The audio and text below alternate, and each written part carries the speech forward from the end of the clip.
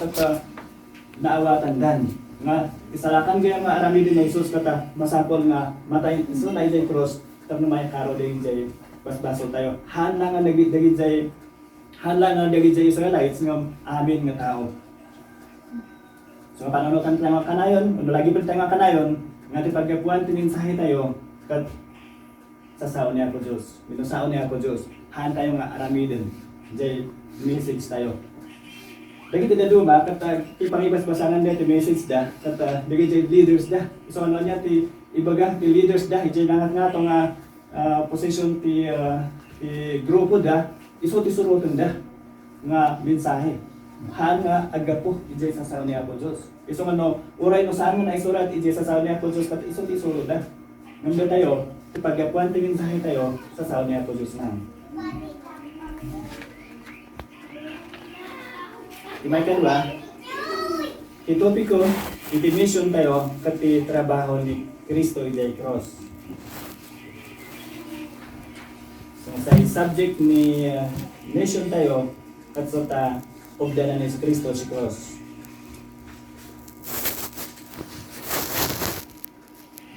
Iti verse 46 to verse 47 katso na jay anak ti tao kat masapol nga bigat.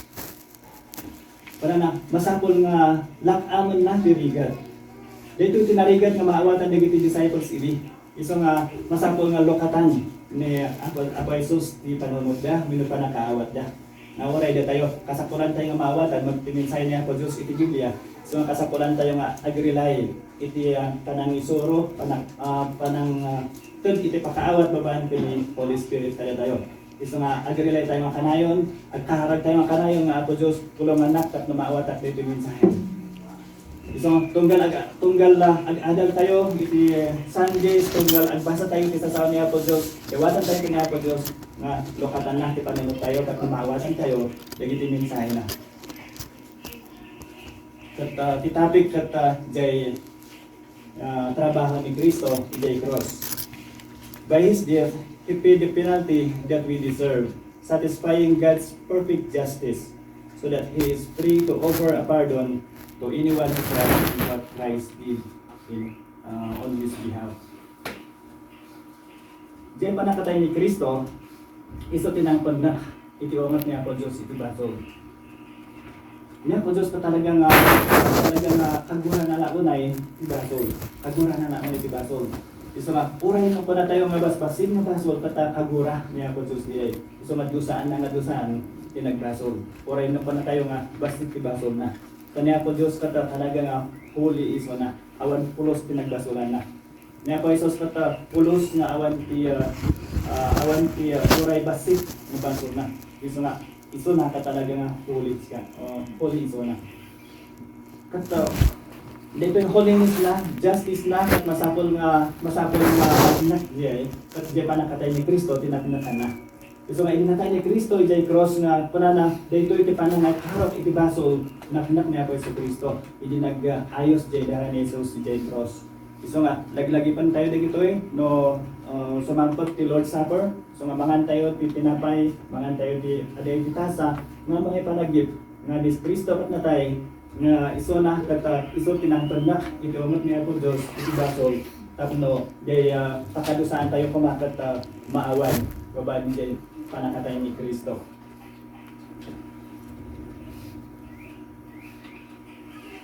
Talo ba nagti masapula na lawag kare tayo. Maysa itrabaho ni Kristo iti cross kat dawatan na ti panagbabawi tayo kada iti basol tayo. Diyan panakatay ni Kristo kasla dawdawatan na iting tunggal tao nga agbabawi da. Diyan panakatay ni Kristo. Iso nga diyan pa kaisalakan kat masapol nga timaysa nga tao kat naamin nagbasol. Naamin talaga nga bigbigen na nga iso kat nagbasol iso nga timaysa nga tao nga bigbigen na nga ni Kristo kat natay para itibasol na kat masapol nga amo na nga iso kat nagbasol tayo. Dito tiga po nga pa nga inutong tayo naman minsan nga isuro tatlo usaran niya po Diyos jay panangisuro tayo iti paspasamak itidaan at ulag, kat na makita ka may isa nga tao, may iso na kat, oray iso na kat na isina, kanya po Diyos, kaya po iti basol na. The Bible clearly states that while it is our duty to repent, God must grant repentance. So, duty ti may isa nga tao nga agbabawi iso na. Duty ti may isa nga tao nga makita nga iso na kat managbasol. Kung no iso kat nakita na diyay, niya po Diyos kat mapakawa na diyay. So, agsubling nga kanayon, hindi pa nakatay ni Kristo. Kat hindi pa nakatay ni Kristo, kat iso ti igimgiman na. Igimgiman pa nakatay ni Kristo, manitawag na kapon nga amo na, nga iso kat managbasol, nga ni Kristo kat natay marakong kana, mapakawa iso na. Pinakawa ni Kristo iso na. Itrabaho ni Kristo, ijay cross, kat iturong na tayo, ang mangiwarag-gawad, iti panakapakawan ti basol. Kadagiti nagbabawi, nagbasol.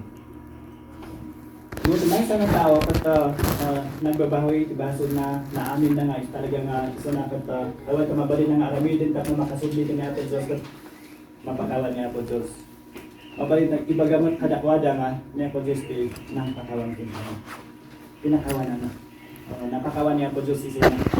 Ito nga kasi at importante sa sahay ito at clear sense ka to, Diyos ka to at talagang naisipjan sa na po Diyos. At nasastos iman, tsaka sa Purantos Kristo si Biyag to, ang maamtaan to mo ay pinakawan na po Diyos ka. Perfect iman dyan pamakawan. Talagang dyan pamakawan ni Kristo, pamakawan niya po Diyos at permanente. Han nga agsubi-subli, talaga nga permanente pang pamakawan inaramid niya po sa Kristo.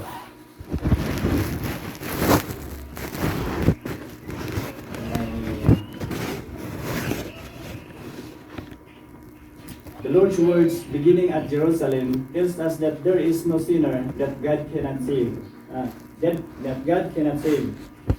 Our mission is to offer forgiveness of sins to the worst of sinners if we will repent.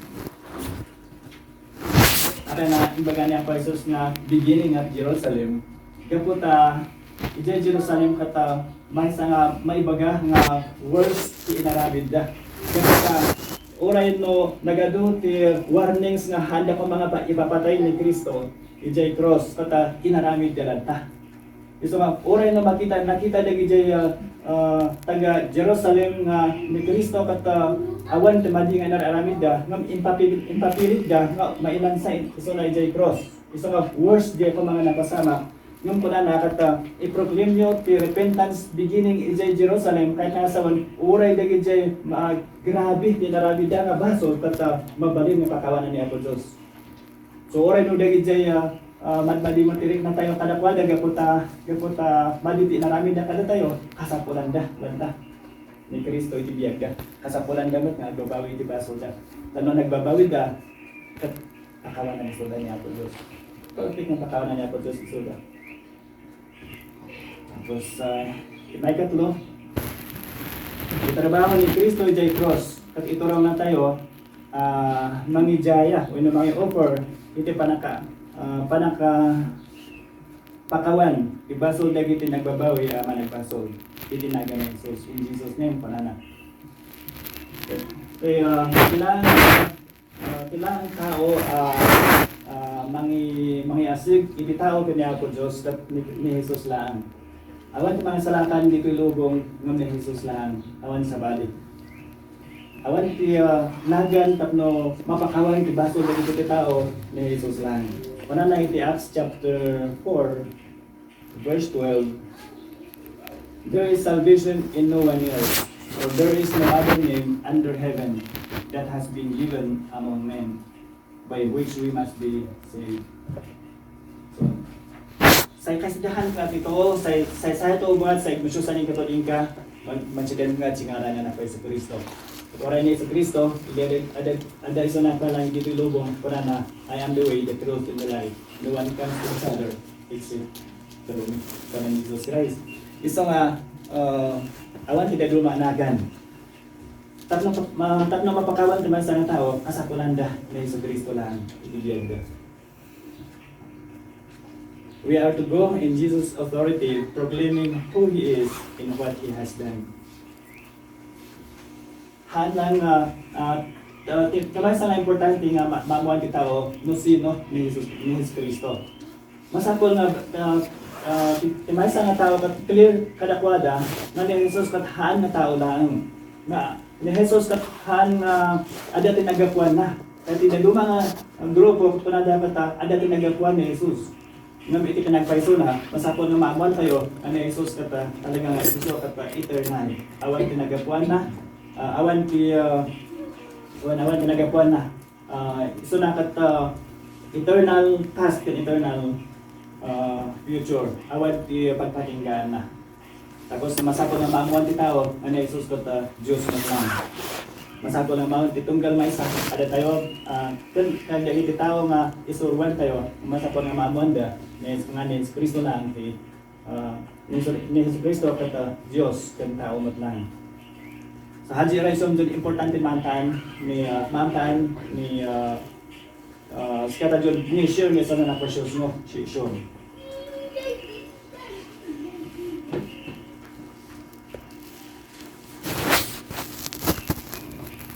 Ito piko dimension tayo kati kinatao kung trabaho ni Jesus Kristo.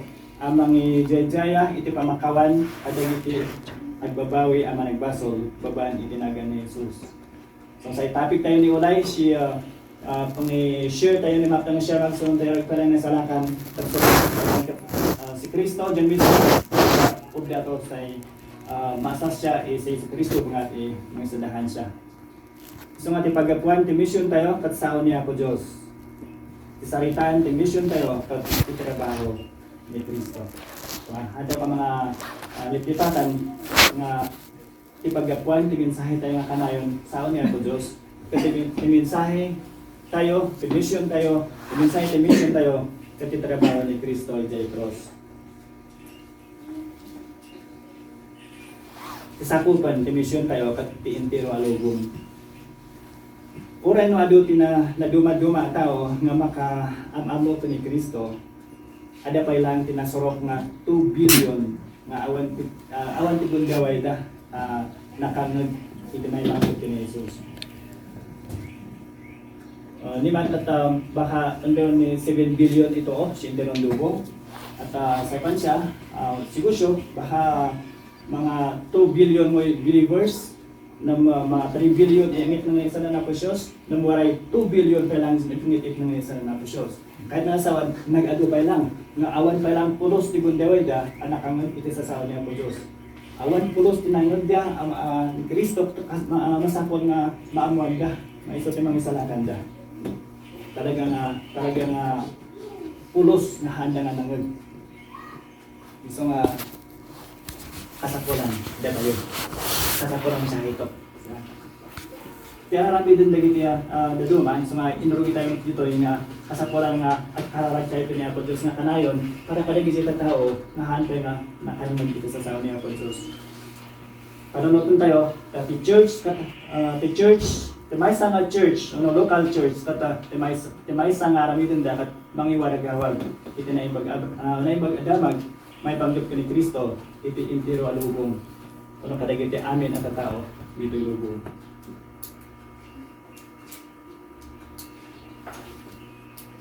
Tapos na maraming division tayo, kasapulan tayo ti panakabalin ni Espiritu Santo. Hantayo nga kaya, kasi na imposible nga ada ti maaramid tayo para iti paka-iwaragawag iti mensahe niya po Diyos babaen ti sauna dun ti naramid ni Kristo kasi imposible nga maaramid tayo lagi jay no awan ti panakabalin ni Espiritu Santo. So kasapulan tayo kanayon jay Holy Spirit itibiyag tayo nga mangiturong mangidarang kada tayo tapos maka-i-share tayo dito yung masasaw niya po Diyos clearly kada giti maka-i-sharean tayo. Hindi Pentecost 10 days after ni kumayangan na ng Diyos at imay baon ni Jesus Christ the Holy Spirit na pangbilugong anagyan kada giti believers. So 10 days after Jesus resurrection, Jesus ascension. So nung takimayan ga, may sagat ali Holy Spirit 10 days after.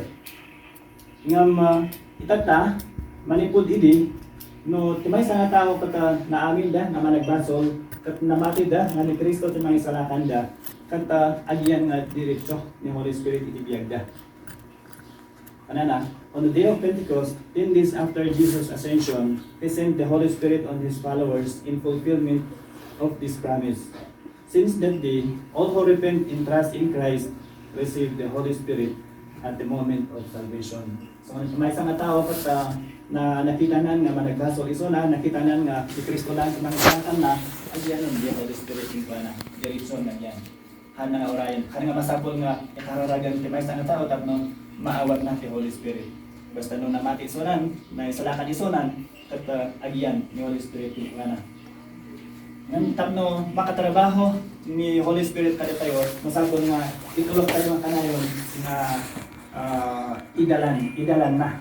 Itulok tayo nga kanayon nga aramidin mo surutan jay kayat na.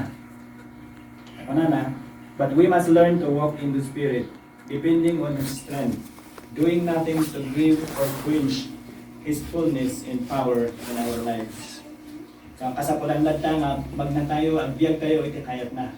Hanga dyan kayat tayo. Ipalubos tayo po mga iso ti mangigalan kada tayo. Tatmahan nga masaktan iso na. Tatmahan nga masaktan ni Holy Spirit. Tako na Galatians chapter 5, verse 16, Ephesians chapter 4, chapter 5, tapos 1 Thessalonians. Amin na kita kat mga itabaga. Mahantay pa mga aramid hindi pakasaktan ni Holy Spirit. At dawatan tayo nga kanayon nga makasurot tayo iti kahit na pagbiag tayo pa ma. Para na iti Ephesians chapter 6 verse 19 to 20. And for me, that utterance may be given to me, that I may open my mouth boldly to make known the mystery of the gospel, for which I am an ambassador in chains, that in it I may speak boldly as I ought to speak. The prayer request ni Apostle Paul kata orayno iso na kata kasla makikita tayo kat naturod iso na nga mangibingay kadagiti sa saon niya po Dios no mangibingay iti na imbag adamag ngam ginawat na kadagiti na mati nga ikararagan dak tapno tumuro dak nga mangibingay kadagiti sa saon niya po Dios kahit nga saon kata masapol nga trabaho ni Holy Spirit kung kuana tapno ada ditulod na nga mangibingay iti sa saon niya po Dios. Gusto nga mabalin mo dawata kada kayo nga ang kayo mga agsarda nga karag para kada kami nga mangisurusuro kada kita sa saon niya po Dios tapno isuro mi sa saon niya po Dios nga clearly we know nalawag tapno nana ka nga maawatan ken tulad mi nga mangibingay kada kita sa saon niya po Dios da kami kata hanga papadangay ti weakness mi no siya ti weakness mo kata kas na naligadak kay nga makisaw iti one-on-one kas na hanga nalaka nga makisaw iti one-on-one ngam no grupo mabalin basit ito nga hindi na gumagot naligat iti grupo ngam nalakamot nga makisaw kada iti individuals ito nga hanga pada ito nga kasapulan ti kararag niya po so stop no mabalin nga maitulod nga maisaw ti sa sawa niya po Diyos maitulod ti minsahe niya po Diyos ano ba ito kararag na no dawat na wala na iti Colossians 4 chapter 4 verse 2 to 4 continue earnestly in prayer being vigilant in it with thanksgiving meanwhile praying also for us that God would open to us a door for the word to speak the mystery of Christ for which I am also in chains that I may make it manifest as I ought to speak. Kung pala niya Apostle Paul dito ikararagan na kahit tapno ada tiwaya tapno malokatan dagiti tigaduma nga kita good daway kata itiayan tayo kasla puro closen narigat nga maisirti sa saon niya po Diyos. Ito madawatan tayo na po Diyos tapno lokatan niya po Diyos isuda. Oray da tayo idi oray da tayo di kata kaslahan tayo nga han tayo kayat na dimdam sa saon niya po Diyos. No awan na naghararag para kada tayo baka narigat tayo nga naawatan, unahan tayo nga naawatan ko sa sao niya po Diyos. So ang kasampay na kararat ko, pinaya po Diyos, kada gajay, kaduma, at no, mabalik na maisip ng kada ko na sa sao niya po Diyos. So auray, gajay Bible studies tayo, at ikararagan nyo. So, oray sulit at maawatan niya mag-isa sao niya po Diyos. Kaya ada pa po ma, kaya po pwede balay da, uno biyag da, ano, isuruan tayo. Ada kita sa sao niya po Diyos. So, maamin tayo, kata ada tunggal maisa, kata ada isuruan tayo, di ada do pamati makaawat tayo sa sao niya po Diyos.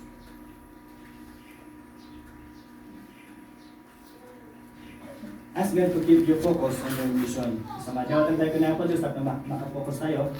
Church, and Ephesians.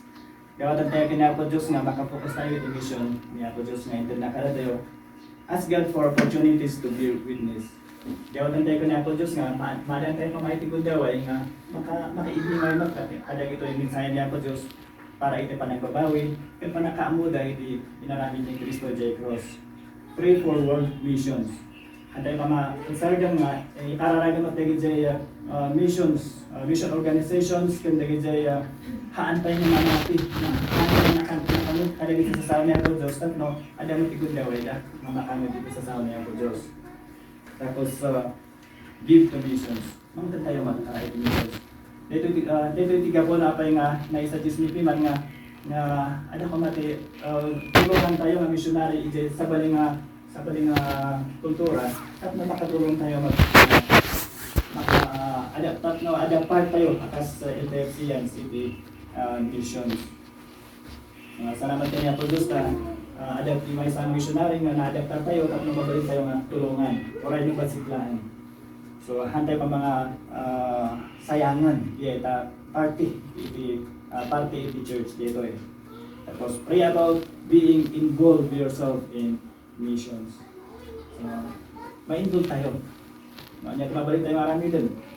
Mag-set aside na kayo di time at magkararag kanya po Diyos. Para ito missions, mag-set aside kayo di time na kararag kanya po Diyos para ito missions. Dati kahit yung matulungan na missionary when mission field missionary at mabalin mo. So amin lagi tayo kata part of the church.